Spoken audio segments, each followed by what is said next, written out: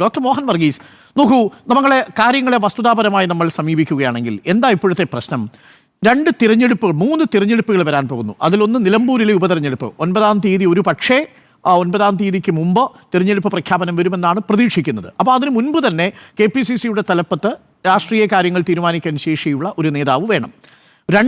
അടുത്ത നവംബർ-ഡിസംബർ മാസത്തിൽ തദ്ദേശ തെരഞ്ഞെടുപ്പ് നടക്കാൻ പോകുന്നു. 2026 പാതിയാകുമ്പോഴേക്കും, മെയ് മാസമാകുമ്പോഴേക്കും, നമ്മൾ സംസാരിക്കുന്ന ഈ സമയമാകുമ്പോഴേക്കും അടുത്ത വർഷം കേരളത്തിൽ ഒരു പുതിയ സർക്കാർ അധികാരത്തിൽ വരേണ്ട സമയമാണ്. അപ്പോൾ ഈ തെരഞ്ഞെടുപ്പുകളെ നയിക്കാൻ ആവശ്യമായ ഒരു ആരോഗ്യം KS-നില്ല. കേരളത്തിലെ തന്നെ ഏറ്റവും തലമുതിർന്ന, ഒരുപക്ഷെ KS-നോളം തലയെടുപ്പുള്ള ഒരു രാഷ്ട്രീയ നേതാവ് ഇന്ന് കേരള രാഷ്ട്രീയത്തിൽ ഈ ഘട്ടത്തിലുണ്ടോ എന്ന് ചോദിച്ചാൽ സംശയമാണ്. അതിലൊന്നും നമുക്ക് തർക്കമില്ല. പക്ഷേ പ്രശ്നം, ഒരു തീരുമാനമെടുക്കാനുള്ള ആരോഗ്യം അദ്ദേഹത്തിനില്ല. അതൊരു വസ്തുതയാണ്. ആ വസ്തുതയെ KS അംഗീകരിക്കുന്നില്ല, KS-നോടൊപ്പം നിൽക്കുന്നവർ അംഗീകരിക്കുന്നില്ല. ഇനി KS മാറിയാൽ പകരം വരുന്ന ആളെക്കുറിച്ചുള്ള ആശങ്കയിൽ മറ്റു ചില നേതാക്കളും അംഗീകരിക്കുന്നില്ല. ഇതാണ് അവസ്ഥ.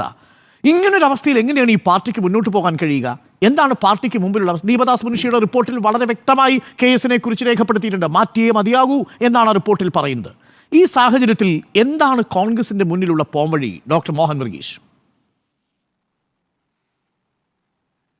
ഡോക്ടർ അരുൺ, ഇവിടെ രണ്ട് ആരോഗ്യ പ്രശ്നങ്ങൾ വിശകലനം ചെയ്യേണ്ടതുണ്ട്. ഒന്ന്, സുധാകരൻ എന്ന KPCC പ്രസിഡന്റിൻ്റെ ആരോഗ്യ പ്രശ്നം.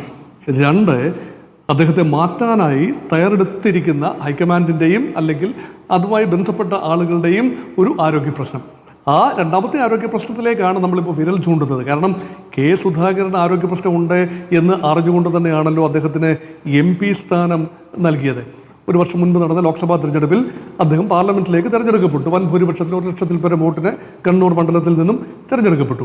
അദ്ദേഹത്തിന് 5 വർഷത്തേക്ക് ആ മണ്ഡലത്തെ പ്രതിനിധാനം ചെയ്യാനുള്ള ആരോഗ്യമുണ്ട് എന്ന് കോൺഗ്രസ് പാർട്ടി കണ്ടെത്തിയതാണ്. ഇപ്പോൾ പുതിയതായി വന്ന ഒരു കാര്യമല്ല ആരോഗ്യ പ്രശ്നം. കുറേ കാലമായി ഈ പ്രശ്നമുണ്ട്. മയോ ക്ലിനിക്കിൽ അദ്ദേഹത്തിന് ചികിത്സ ലഭിച്ചതാണ്. ശ്രീ പിണറായി വിജയൻ ലഭിച്ചതുപോലെ അതേ ക്ലിനിക്കിൽ തന്നെ അമേരിക്കയിൽ പോയി ചികിത്സ ലഭിച്ചതാണ്. അപ്പോൾ ഇതൊന്നുമല്ല ഇവിടെ വിഷയം. ഇവിടെ കോൺഗ്രസ് ഹൈക്കമാൻഡിന് ആധികാരികമായ ഒരു തീരുമാനമെടുത്ത് പ്രഖ്യാപിക്കാൻ എന്തോ വിമുഖതയുണ്ട്, അല്ലെങ്കിൽ പിന്നോട്ട് വലിക്കുന്ന ഒരു പ്രധാന ഘടകമുണ്ട്. അതൊരു നാച്ചുറൽ ചോയ്സ് ഇവിടെ ഇല്ല എന്നതാണ് ഡോക്ടർ അരുൺ. അപ്പോൾ സാധാരണഗതിയിൽ സുധാകരൻ്റെയൊക്കെ ഒരു തലപ്പൊക്കം എന്ന് പറയുന്നത് കണ്ണൂരെ രാഷ്ട്രീയത്തിൽ കോൺഗ്രസിന് മേൽവിലാസം ഉണ്ടാക്കി കൊടുത്തത് സുധാകരനാണെന്ന് ഓർക്കണം. കണ്ണൂരെ വിഖ്യാതരായ നേതാക്കൾ കരുണാകരൻ ഉൾപ്പെടെ ആ പ്രദേശത്ത് നിന്ന് വന്ന് തൃശ്ശൂർ താമസമാക്കിയ നേതാക്കളാണ്. പക്ഷേ അവർക്കൊന്നും കഴിയാത്ത രീതിയിൽ കോൺഗ്രസിന്, കമ്മ്യൂണിസ്റ്റ് പാർട്ടിയുടെ അടിക്ക് തിരിച്ചടിയായി കോൺഗ്രസിന് നൽകി കോൺഗ്രസിനെ വലിയ രീതിയിലുള്ള അസ്തിത്വം ഉണ്ടാക്കി കൊടുത്ത ഒരു ഇതിഹാസ നായകനാണെന്ന് വേണമെങ്കിൽ പറയാം. അപ്പോൾ ആ സ്റ്റേച്ചറിനോട് തുലനം ചെയ്യാവുന്ന ഒരാൾ കോൺഗ്രസ് പാർട്ടിയിൽ തലയെടുപ്പോടുകൂടി ഉണ്ടെങ്കിൽ അദ്ദേഹത്തെ നേതാവാക്കി മാറ്റുന്നതിൽ കുഴപ്പമൊന്നുമില്ല. ജേക്കബ് ജോർജ് പറഞ്ഞതുപോലെ വേണമെങ്കിൽ ഒരു തെരഞ്ഞെടുപ്പിലേക്ക് കൊണ്ടുവരാവുന്നതേ ഉള്ളൂ. AICC പ്രസിഡന്റിനെ തെരഞ്ഞെടുപ്പിലൂടെ നിയമിച്ച അല്ലെങ്കിൽ തെരഞ്ഞെടുത്ത ആ ഒരു പാരമ്പര്യമുള്ള ഗ്രാൻഡ് ഹോൾ പാർട്ടിക്ക് സംസ്ഥാന തലത്തിൽ എന്തുകൊണ്ട് തെരഞ്ഞെടുപ്പിന് പോകാനൊരു ഭയം, വിമുഖത, ഇത് ആഴത്തിൽ പരിശോധിക്കേണ്ട ഒരു കാര്യമാണ്. ജനാധിപത്യ പാർട്ടിയാണല്ലോ കോൺഗ്രസ്. അപ്പോൾ ആ ഒരു കാര്യം അവിടെ നിലനിൽക്കെ ഹൈക്കമാൻഡ് കൾച്ചർ ഊട്ടി ഉറപ്പിക്കണം എന്ന് ഒരു വശത്ത് ആഗ്രഹിക്കുന്നു.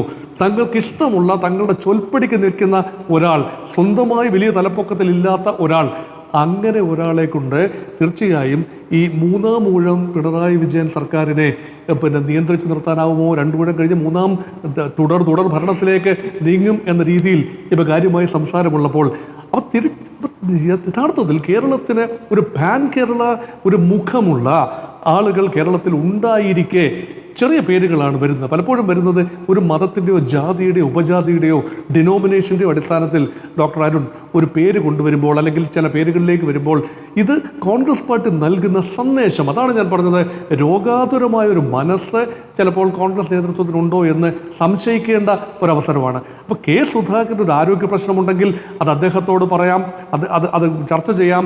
അദ്ദേഹത്തെ ഡൽഹിയിലേക്ക് വിളിച്ചതാണ്, അദ്ദേഹത്തോട് എല്ലാം പറഞ്ഞതാണ് എന്ന രീതിയിലാണ് മാധ്യമ റിപ്പോർട്ടുകൾ വിശ്വസിക്കാമെങ്കിൽ, എന്നിട്ട് എന്തുകൊണ്ട് അത് അവിടെ വെച്ച് തന്നെ പ്രഖ്യാപിച്ചില്ല?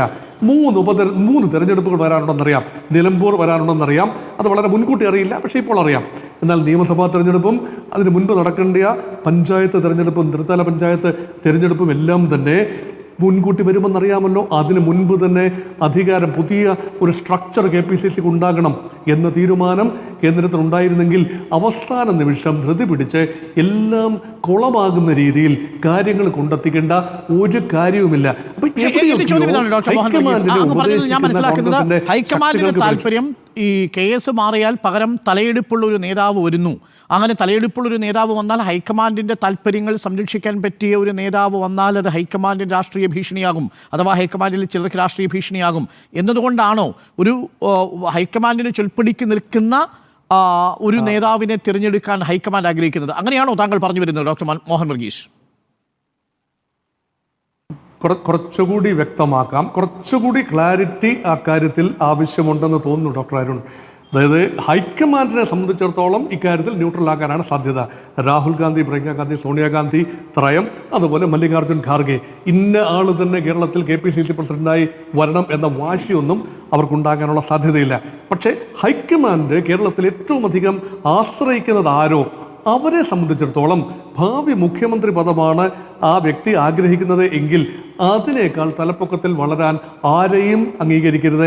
അതുകൊണ്ട് സാമാന്യം ദുർബലനായ, താരതമ്യേന ദുർബലനായ ഒരു KPCC പ്രസിഡന്റ് ഇവിടെ ഉണ്ടാകുന്നത് ആ വ്യക്തിയുടെ അല്ലെങ്കിൽ ഏതാനും വ്യക്തികളുടെ താല്പര്യത്തിന് അനുരൂപമാണ് എന്ന് പറയുമ്പോൾ ഇവിടെ ഓർഗനൈസേഷണൽ പ്രിൻസിപ്പിൾ അല്ല, ഓർഗനൈസേഷണൽ താല്പര്യമല്ല, പാർട്ടിയുടെ താല്പര്യമല്ല, ചില സങ്കുചിത താല്പര്യങ്ങൾ കടന്നു വരുന്നു എന്ന് താഴെത്തട്ടിലുള്ള കോൺഗ്രസ് പ്രവർത്തകർ ചിലർ വിശ്വസിച്ചാൽ അവരെ തെറ്റു പറയാനാവില്ല.